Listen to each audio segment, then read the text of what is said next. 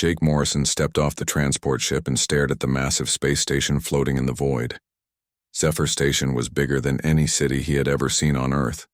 Its metal walls stretched for miles in every direction, covered in bright lights and strange symbols from dozens of different worlds. "First time seeing something like this?"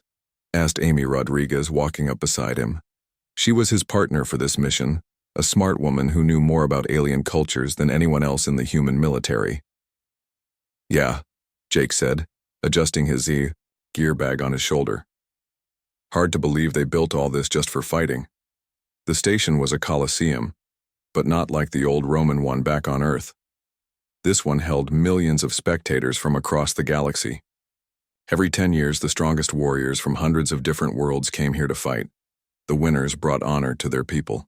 The losers usually died. Jake had been chosen to represent Earth in these games. He was not the biggest human, or the strongest, but he was smart and could adapt to anything. That was why his commanders picked him. Humans were new to this galactic community, and everyone wanted to see what they could do. As they walked through the station's corridors, Jake saw his competition.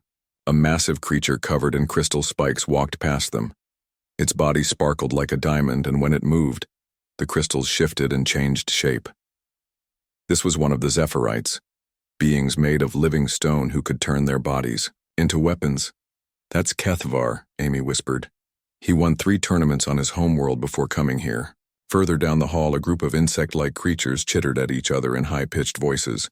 They stood on 6 legs and had sharp claws on their hands. Their leader was larger than the others, with a crown-like growth on her head. "Queen Synthera of the Vexi," Amy explained.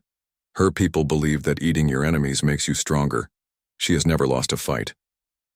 Jake nodded but said nothing. He had studied files on all the major competitors, but seeing them in person was different. They were all bigger than him, stronger than him, and many had natural weapons that humans simply did not possess. They reached the registration area where a tall, thin alien with glowing blue skin looked at them with 4 eyes. It spoke in a voice that sounded like music. "Species designation?" it asked. "Human, from Earth," Jake replied. The alien's eyes flickered, and it made notes on a device that floated in front of it. "Ah yes, the deathworlders. We have heard interesting stories about your planet, very dangerous, they say." "It has its challenges," Jake said simply. "Most aliens came from worlds that were much safer than Earth. They did not have to deal with hurricanes, earthquakes, or predators that hunted in packs. This made humans seem strange to them. Some thought humans were weak because they needed tools and cooperation to survive. Others thought humans were dangerous because they came from such a harsh place." The alien handed Jake a small device. "This will translate languages and show you the tournament rules. Your first fight is tomorrow." Jake and Amy found their quarters, which were basic but clean. Through the window, they could see the main arena where the fights would take place. It was enormous, with seats rising up in all directions. Holographic displays showed previous tournament highlights. "Look at that," Amy said, pointing to one of the displays. On the screen, a huge reptilian creature was fighting a warrior covered in metal armor. The reptile grabbed the armored fighter and threw him against the arena wall. The armored warrior did not get up. Instead of stopping, the reptile walked over and crushed the fallen warrior's head with his foot. "That's Vorthak," Amy said quietly. "He is the current champion. His people, the Drakmor, believe that showing mercy to an enemy is the same as showing weakness to your friends." Jake watched as the crowd cheered for Vorthak's victory. They seemed to enjoy the brutal ending as much as the fight itself. "Is that normal?" Jake asked. "For most species, yes. The tournament has simple rules. Fight until one warrior cannot continue, then the winner decides what happens next. Most choose to kill their opponent. It prevents future revenge and shows dominance." Jake frowned. On Earth, soldiers were taught to respect brave enemies. A warrior who fought with honor deserved to be treated with honor, even in defeat. Over the next few hours, they explored the station and watched other fights. Every battle ended the same way. The winner would stand over the loser and either kill them or leave them to die from their injuries. The crowd loved it. "The interesting part," Amy explained as they ate dinner, is that this tournament is not just about entertainment. It helps determine which species gets the best trading deals, the most territory and the highest positions in the galactic government. Strength equals power out here. Jake met some of the other competitors in the dining hall. Most ignored him, but a few were curious about humans. A wolf-like creature with gray fur and yellow eyes sat down at their table. "I am Hunter Prime Ragoth, of the Fenris clans," he said in a growling voice. "You are the human warrior?" "I am," Jake replied. Ragoth sniffed the air around Jake. "You smell of prey animals, not predators. Your world must be very strange if prey can become warriors." "Earth taught us that today's prey can be tomorrow's hunter," Jake said. "It all depends on the situation." The wolf creature laughed, showing sharp teeth. "We will see how your philosophy works in the arena." That night, Jake lay in his bed thinking about what he had seen. Every alien warrior seemed to believe that the strong should destroy the weak. It was a simple idea. But Jake knew it was not how humans had survived on Earth. Humans were not the strongest creatures on their planet. They were not the fastest or the most dangerous. But they had learned to work together, to help each other, and to turn enemies into allies when it served everyone's benefit. That was how they had conquered Earth and reached for the stars. Tomorrow he would show the galaxy what humans had learned about strength and survival. He was not sure if they would understand, but he would fight his way, not theirs. The arena. Lights dimmed as the station's artificial night began. In a few hours the tournament would start, and Jake Morrison would step into a ring where mercy was seen as weakness and honor meant nothing without victory. The arena floor was covered in sand that had been stained red from countless battles. Jake stood at one end wearing simple combat gear and carrying basic weapons. At the other end, Hunter Prime Ragoth paced back and forth on his powerful legs, showing off claws that could cut through steel. The crowd filled every seat in the massive coliseum. Most of them had come to see the new species fight. Humans were unknown to most of the galaxy, and everyone was curious about what these deathworlders could do. "Ladies, gentlemen, and beings of all forms," announced the voice of the tournament host. "Today we see a battle between the proven hunters of Fenris and the mysterious humans of Earth." Jake looked up at the viewing box where the tournament judges sat. Judge Corellon was an energy being that looked like a floating ball of light. Next to him sat other judges from different species, all watching with great interest. A horn sounded and the fight began. Ragoth immediately charged forward, moving faster than most humans could run. His claws were extended and his teeth were bared in a hunting snarl. The crowd expected the fight to be over quickly, but Jake was not where Ragoth expected him to be. He had rolled to the side and picked up a handful of sand. As Ragoth turned to find him, Jake threw the sand into the wolf creature's eyes. Ragoth howled and stumbled backward, pawing at his face. The crowd murmured in confusion. This was not how warriors usually fought. Most species relied on their natural strength and speed. Jake did not wait for Ragoth to recover. He grabbed a broken piece of metal from the arena floor and used it to strike at Ragoth's legs, trying to slow him down. But the wolf warrior was tough, and he recovered quickly. "Clever tricks, human," Ragoth growled. "But tricks will not save. You." The wolf lunged again, this time more carefully. Jake dodged, but Ragoth's claws caught his arm, leaving deep scratches. Jake ignored the pain and kept moving. For 20 minutes they fought across the arena. Ragoth was stronger and faster, but Jake was smarter. He used the arena's broken pillars for cover, picked up debris to use as weapons, and always stayed one step ahead of his opponent's attacks. The alien crowd began to understand something. This human was not fighting like a warrior. He was fighting like a survivor. Then something happened that changed everything. Ragoth leaped over a broken wall, trying to surprise Jake from above. But he landed wrong and felt something pop in his back leg. He tried to stand, but the leg would not support his weight. Jake could have attacked then. Ragoth was hurt and vulnerable. According to tournament rules, Jake could finish the fight right there. Instead, Jake did something that shocked everyone, watching. He knelt down beside Ragoth and examined the injured leg. "It is not broken," Jake said, "but the muscle is torn. If you keep fighting on it, you will do permanent damage." "What are you doing?" Ragoth asked, confused. Jake pulled out a small medical kit from his belt. I am helping you. A warrior deserves to lose at full strength, not because of bad luck. The arena fell completely silent. In the viewing box, Judge Corellan's light flickered in confusion. Is this allowed? He asked the other judges. They checked the rules quickly. There was nothing that said a fighter could not help his opponent, but no one had ever done it before. It was unthinkable.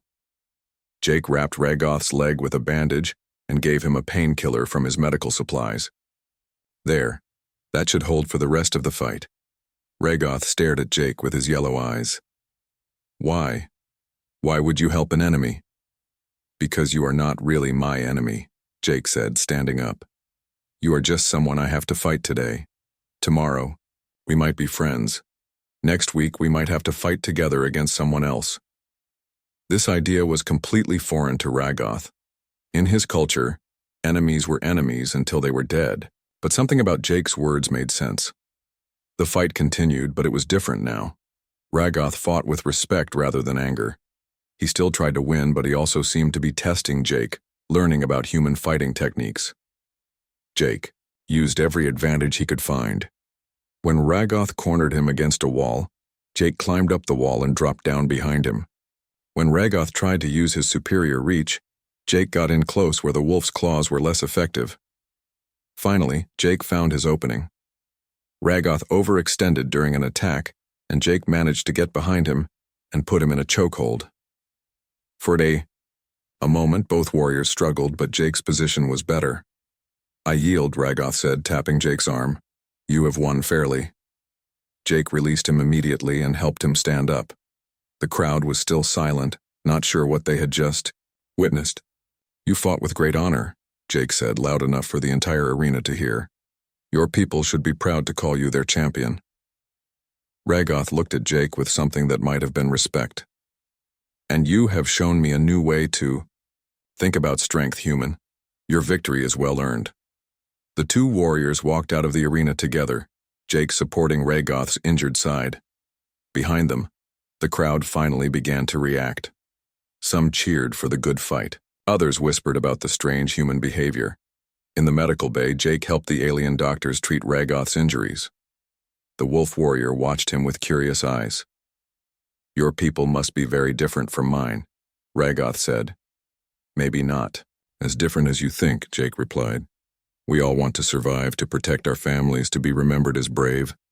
The methods might be different, but the goals are the same. Word of the fight spread quickly through the station. Other competitors began talking about the human who had helped his enemy. Some thought it was a clever psychological trick. Others believed it showed weakness. But a few began to wonder if there might be wisdom in the human approach. Amy found Jake in his quarters later that evening. How do you feel about your first victory? She asked. It was not just my victory, Jake said. Ragoth fought well, he deserved respect. The other competitors are talking about you, Amy warned. Some of them think you are trying to make them look bad. Jake shrugged. I am just fighting the way my people taught me. If that makes others uncomfortable, maybe they should ask themselves, why? Outside his window, Jake could see other warriors training for their upcoming fights. They practiced brutal techniques designed to kill quickly and efficiently. Jake practiced too, but his training was different. He worked on endurance, on adapting to different fighting styles, and on reading his opponent's intentions. Tomorrow he would fight again, and he would continue to fight his way. Not because he wanted to prove humans were better, but because it was the only way he knew how to be a warrior. The galaxy was about to learn that there was more than one definition of strength. 3 days had passed since Jake's first fight, and the space station buzzed with talk about the strange human warrior. In the dining halls, training rooms, and sleeping quarters, aliens discussed what they had witnessed. Jake had won 2 more fights since defeating Ragoth. Each time he had done something that confused the other species.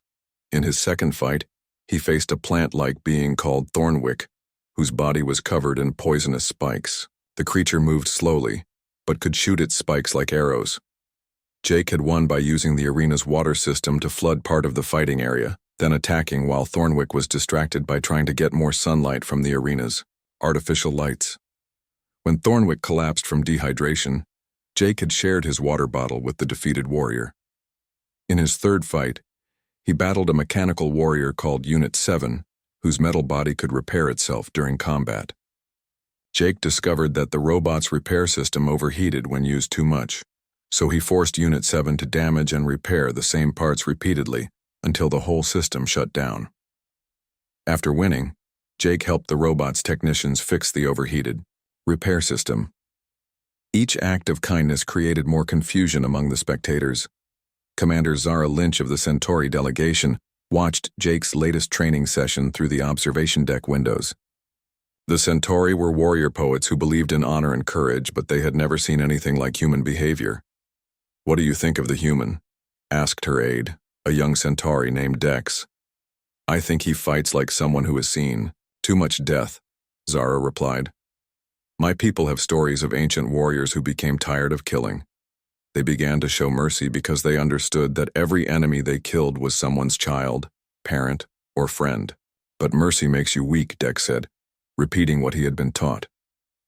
"Does it?" Zara asked. "Look at how the other competitors treat Jake now. They respect him. Even the ones who think he is wrong still speak of him with honor. How is that?" "Weakness." Down in the training area, Jake was working with some of the younger competitors who had been eliminated early in the tournament. Usually, defeated warriors were ignored or mocked by those still fighting. But Jake had started a training group where eliminated fighters could share their techniques with those still competing. A young lizard person named Scrix was showing Jake how her people used their tails for balance during aerial attacks. In return, Jake taught her how to use an opponent's momentum against them. "Your fighting style is very strange," Scrix said as they practiced. "My instructors always told us to end fights as quickly as possible." "Quick is not always best," Jake replied. "If you end a fight too fast, you do not learn anything about your opponent. If you learn about them, you might discover they are not really your enemy." Watching from across the room, a massive reptilian warrior named Vorthak sneered at the training session. He was the current tournament champion, having won the last two competitions by killing every opponent he faced. "The human spreads weakness like a disease," Vorthak told his followers. "He makes warriors soft with his talk of mercy and learning." One of Vorthak's followers, a spider-like creature called Web Dancer, clicked his mandibles in agreement. In the old days, such behavior would have been punished by death. "Perhaps it still should be," Vorthak said quietly. But not everyone agreed with Vorthak's view. In another part of the station, Dr. Marcus Webb, the human cultural expert, was giving a presentation to a group of alien diplomats. "You must understand," Marcus explained, "humans did not evolve to be the strongest predators on Earth. We survived by being the smartest and by working together. This cooperation included knowing when to fight and when to make peace." A floating jellyfish-like alien asked, "But how can you trust former enemies? They might betray you." "Sometimes they do," Marcus admitted. "But more often they become your strongest allies because they know you chose to spare them when you could have killed them. Gratitude is a powerful force." The diplomats took notes and asked many questions. Some seemed interested in these human ideas, while others looked disturbed by them. Meanwhile, Jake's influence was spreading among the competitors in unexpected ways. Ragoth, the wolf warrior Jake had helped in the first fight, had begun training with some of the other defeated fighters. Instead of leaving the station in shame, as was traditional, they were staying to support the remaining competitors. "This is not how tournaments are supposed to work," complained Judge Corralon during a private meeting of the tournament officials. "But the human is not breaking any rules," pointed out Judge Thex, a crystalline being who served as the tournament's legal expert. "We cannot punish him for being helpful." "The problem is not what he is doing," said Judge Vextar, whose insectoid species valued order above all else. "The problem is what others are starting to do because of him." They were right to be concerned. For the first time in tournament history, defeated warriors were working together instead of nursing their shame in isolation. Some were even cheering for competitors from different species, something that had never happened before. The changes were small, but significant. In the medical bay, alien doctors noticed that fighters were taking better care of themselves and each other. In the dining halls, conversations between different species were becoming more common. But the most important change was happening in the arena itself. Jake's next opponent was a massive rock creature called Boulder Fist, whose body was nearly indestructible. The fight lasted for over an hour as Jake tried to find some weakness in his opponent's stone hide.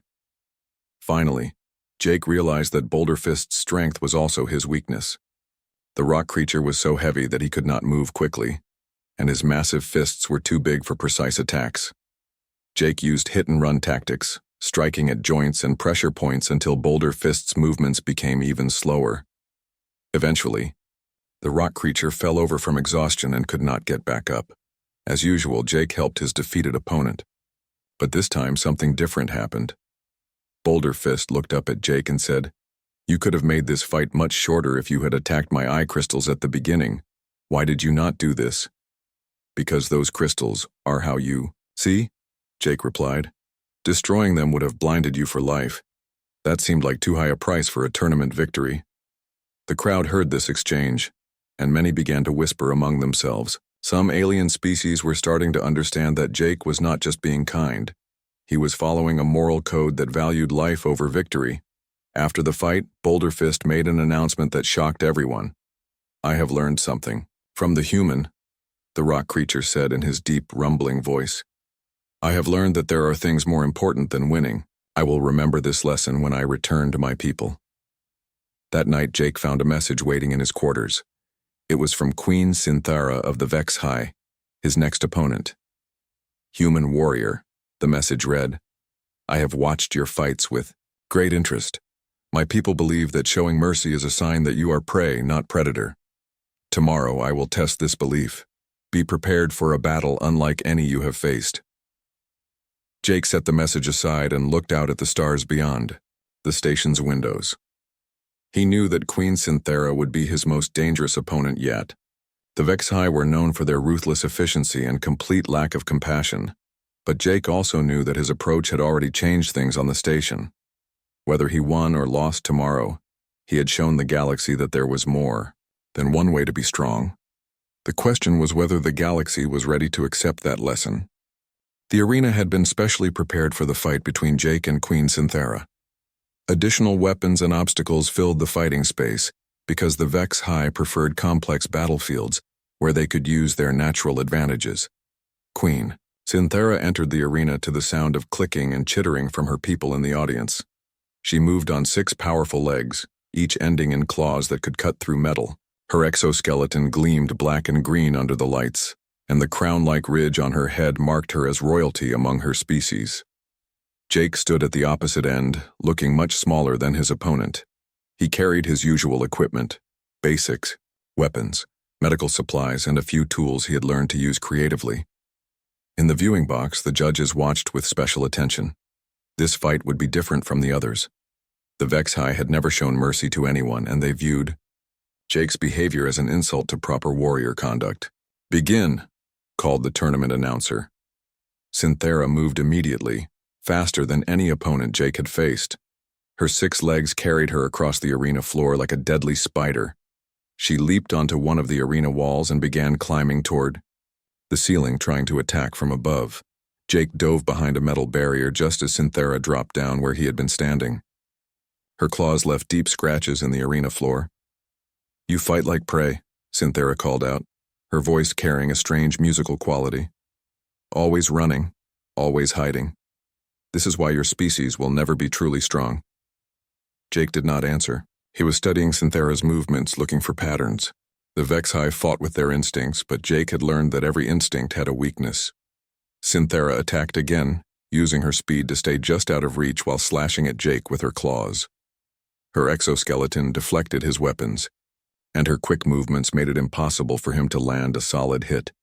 For 30 minutes, they fought across the arena. Jake managed to stay alive by using the obstacles for protection and striking when Synthara overextended herself, but he was not winning. Then the arena began to shake. A section of the ceiling, damaged by Synthara's earlier climbing, started to collapse. Heavy metal beams fell toward the fighting area, and both warriors scattered to avoid being crushed. But Synthera was not fast enough. One of the beams pinned her rear legs, trapping her against the arena floor. She struggled to free herself, but the beam was too heavy. Jake stopped running and looked back at his trapped opponent. According to everything he had been taught about the Vexhi, this was the perfect opportunity. Synthera was helpless. He could finish the fight right now. The crowd fell silent, waiting to see what the human would do. Jake walked back toward the trapped Vexhi queen. "Stay away," Synthera hissed, raising her front claws defensively. "I will not die cowering like prey." But Jake did not attack. Instead, he examined the beam that had trapped her.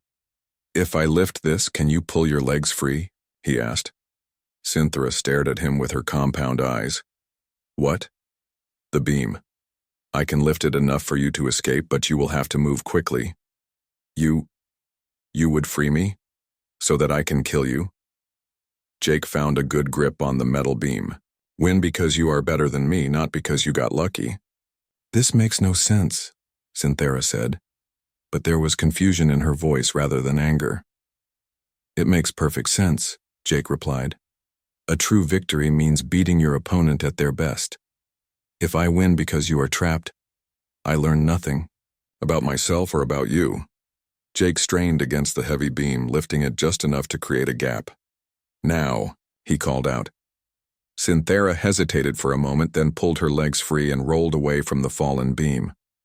Jake let it drop and stepped back, ready to continue fighting, but Synthera did not attack immediately. She stood still, studying Jake, with new interest. "In all my life," she said slowly, "no one has ever helped me when they could have killed me instead. Why?" "Because killing you while you were trapped would not prove I was a better warrior," Jake said. "It would only prove I was luckier." Something changed in Synthera's posture.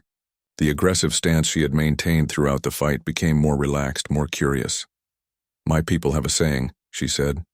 "The strong devour the weak, and the weak deserve to be devoured. This is how we have lived for thousands of years." "My people have a different saying," Jake replied. "Today's enemy might be tomorrow's ally." We learned this because Earth taught us that the universe is full of dangers much worse than each other. The fight continued, but it was different now. Synthera still tried to win, but she also seemed to be testing Jake in new ways. Instead of using pure aggression, she began to match his tactical approach. She would attack, then pause to see how he responded. She started using the arena obstacles creatively, the way Jake had been doing.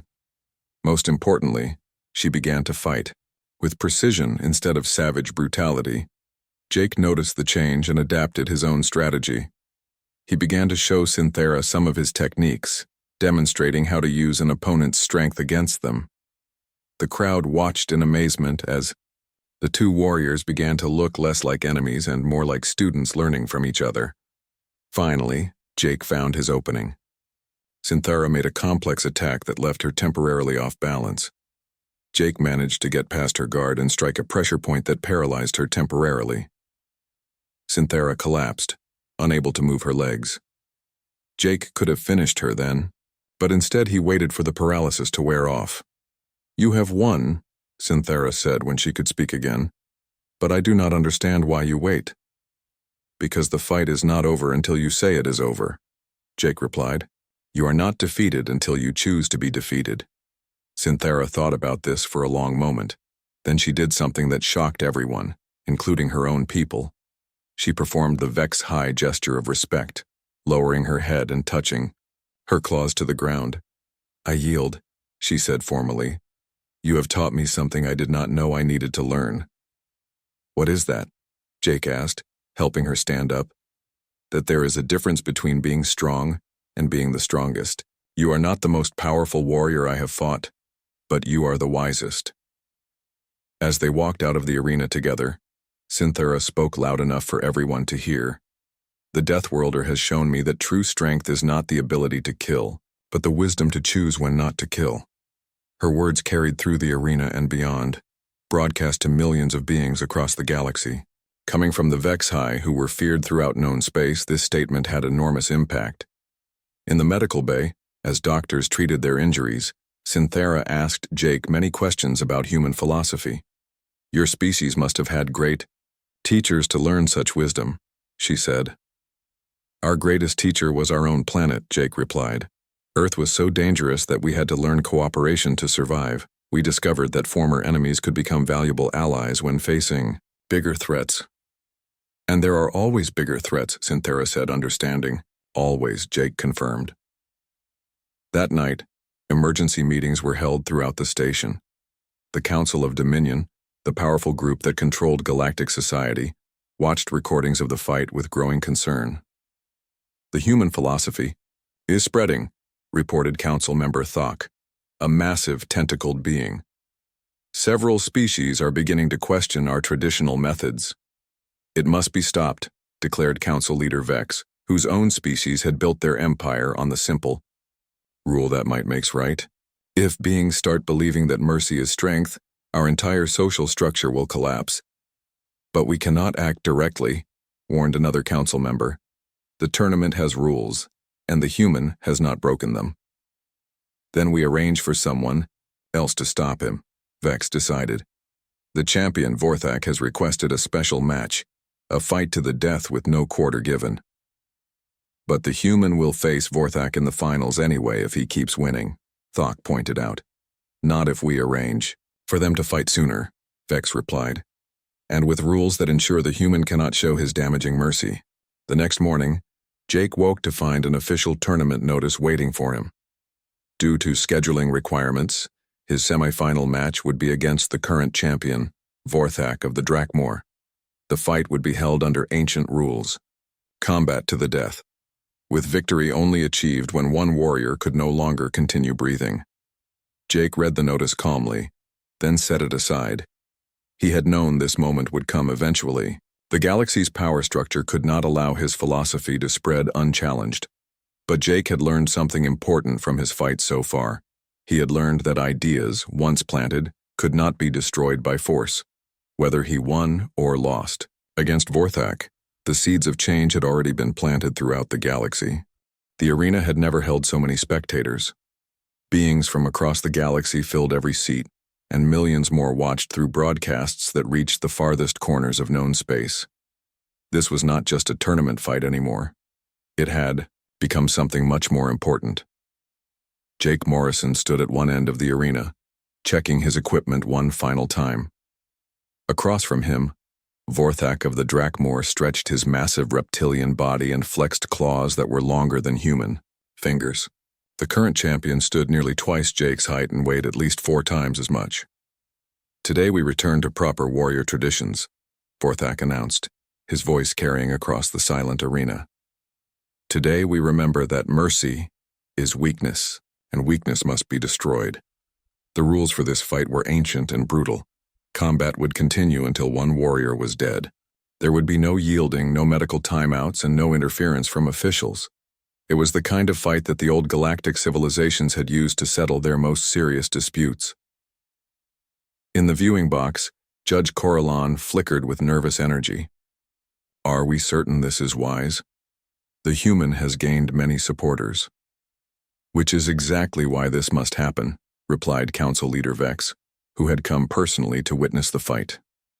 "The galaxy needs to see that traditional strength always defeats alien philosophy." Around the arena, Jake's supporters watched with worry. Ragoth had brought several of his packmates from the Fenris clans.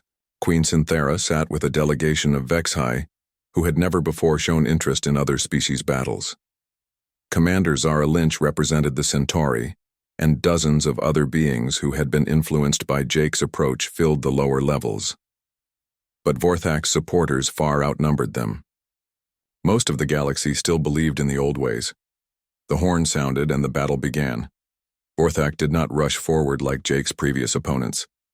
The Drakmor champion was too experienced for such mistakes. Instead, he advanced steadily, using his reach advantage to force Jake backward. "I have studied your fighting style, human," Vorthak said as his claws whistled through the air where Jake had been standing moments before. "Your tricks will not work on me.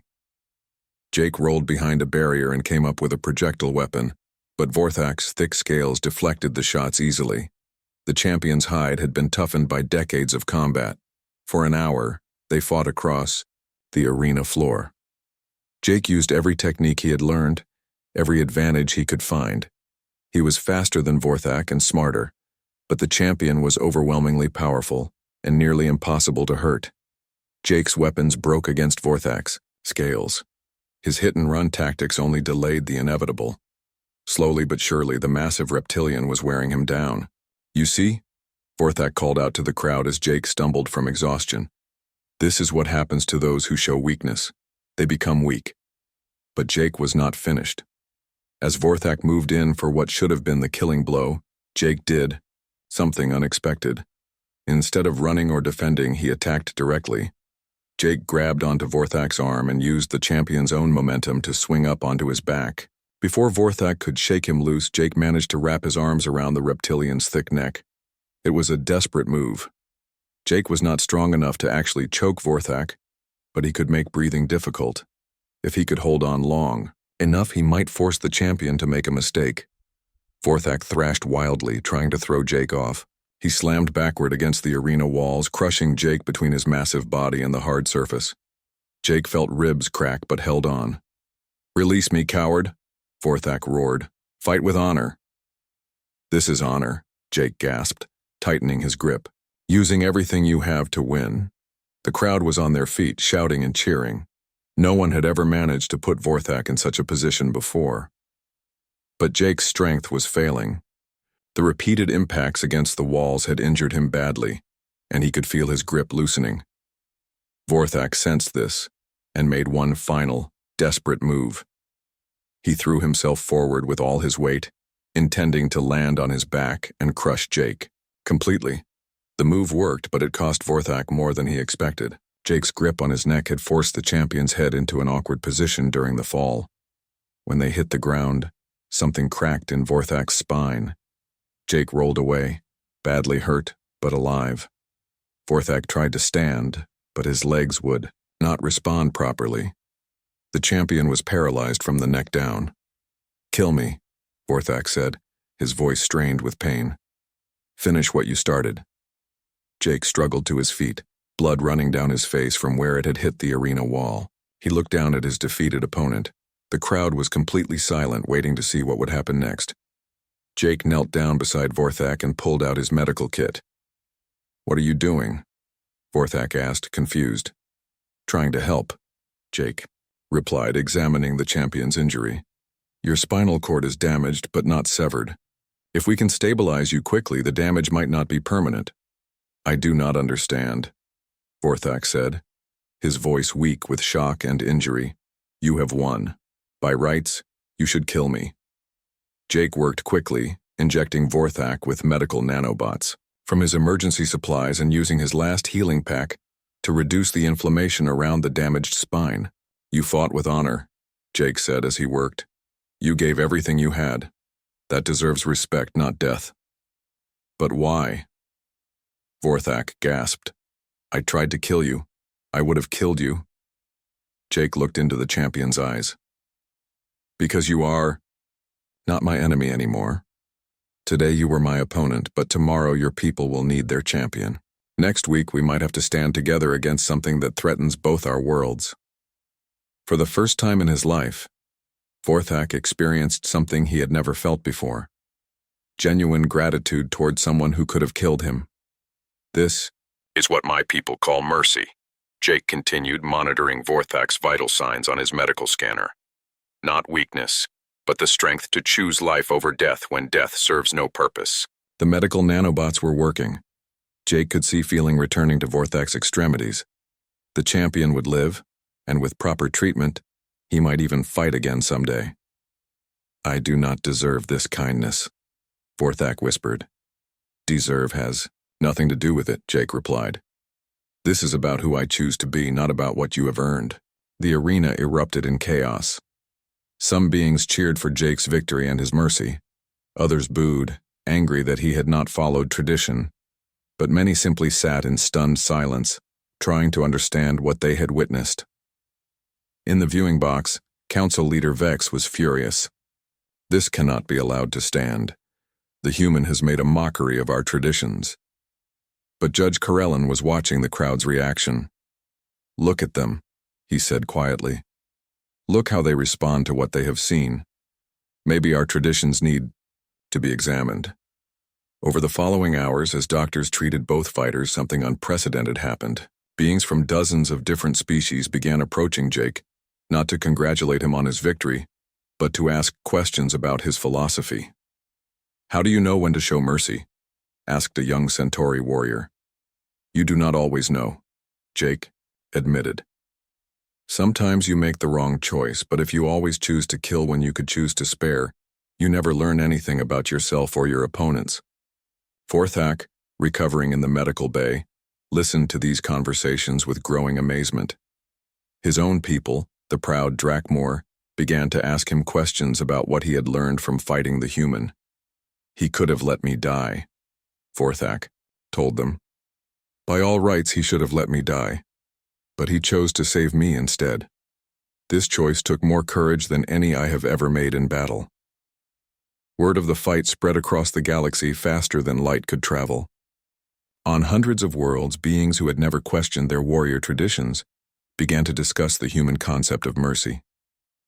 Some governments tried to suppress these discussions, but ideas cannot be stopped by force. The question had been planted. What if there was more than one way to be strong? 3 months later, the tournament rules were changed. While fights to the death were still allowed, competitors were also permitted to yield and ask for mercy. More importantly, granting mercy was now considered a mark of honor, rather than shame. Jake returned to Earth as a hero, but he was more interested in training the next generation of human warriors than in celebrating his victory. What did you learn out there? Asked General Peters, Jake's commanding officer. Jake looked up at the stars visible through the training facility's windows. I learned that the galaxy was full of warriors who had forgotten why they were fighting. They were so focused on being strong that they forgot what strength was supposed to protect. And what is it supposed to protect? Life, Jake said simply. All life. Even the life of your enemies when killing them serves no purpose except to prove you can. Back on Zephyr Station, Forthak had recovered enough to walk again. He still competed in tournaments, but his fighting style had changed. He fought to win, but he also fought to learn. And when he won, he helped his defeated opponent stand up. The human taught me something, he told anyone who would listen. He taught me that true champions do not just defeat their enemies. True champions turn their enemies into allies. Queen Synthara returned to her people and began implementing changes in Vex high culture. Instead of consuming defeated enemies, her warriors began studying them,